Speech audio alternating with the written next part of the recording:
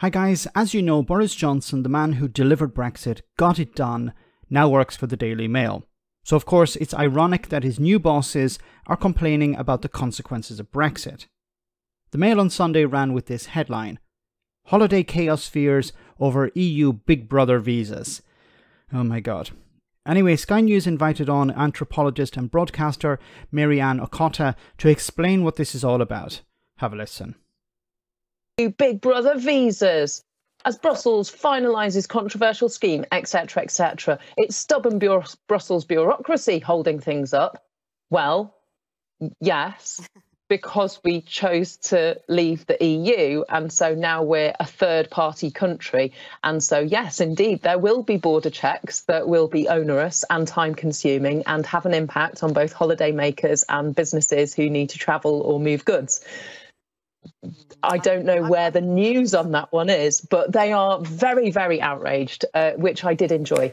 So basically, the actual news bit of the news is that by, I think, 2025, it will be introduced, no, sorry, this time next year, so yes. Summer 2024, it will be introduced that we will have to have a permit to travel. So that might involve fingerprint and face scanning when you're going through security barriers, and also a permit in your, effectively like a kind of a visa. That will last either 3 years or for the length of your passport until its expiry date. Yeah. Now, the big question is, these systems were set up for airports where there's lots of biometric scanning. But the question is, how does that then get implemented at somewhere like a ferry terminal or a carport where you're driving your car onto a train, where people, would they have to get out of their vehicles, every single individual? Well, we're seeing delays, aren't we, at Dover currently? We're seeing long delays, reported 2-3 hours, as 35,000 people pass through Dover at the weekend. So there will be repercussions, for sure. Absolutely. And there's kind of, the infrastructure isn't set up to process that number of people in this kind of way. So the way that the staffing of these border sort of facilities, the way that timings for airlines, for ferries, for rail freight, all that stuff will need to change. And the clock is obviously ticking. And there will, of course, be an impact on the economics for UK PLC. But folks, that's what we voted for. So we've got to suck it up. That's what we're going to get. And there you have it. What's ironic, once again, about all of this is that when the UK was a member of the European Union, it was pushing for more punishing restrictions on third countries. And now it's a third country. When Brexit took place, when the vote came in, the European Union looked at it as a disaster, while the UK government said it's a wonderful opportunity.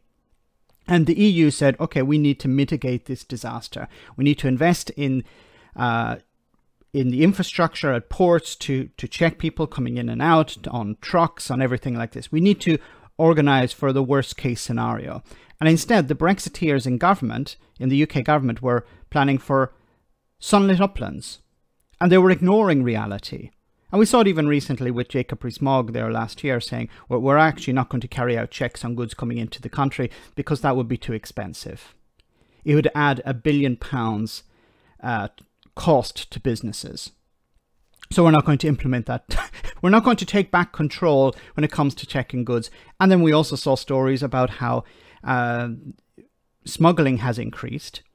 There was a spot check done where they found £800 worth of contraband material. That was because a check was carried out, but most of the trucks are not being checked because there isn't the infrastructure there.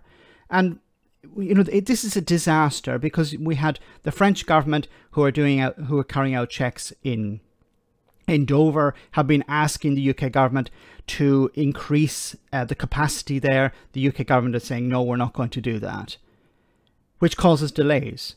Now, just imagine a situation where, you know, people arrive in their car and they have to get their face scanned. Now, that's okay if it's the driver, but what about the passenger in the passenger seat or kids behind? How are you supposed to scan all those faces?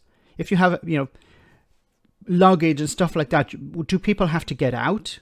This is going to create delays. you know, these are all problems that have to be resolved. Technology can resolve a lot of these problems, but not all of them. So we still don't know yet. But once again, when Brexit happened, when the vote came in, the EU's response was, we need to resolve this problem. The UK government's response was, this is not a problem. And now we're seeing these consequences. Let me know in the comment section, guys, what you think about all of this. As always, your comments are greatly appreciated. Thanks a lot.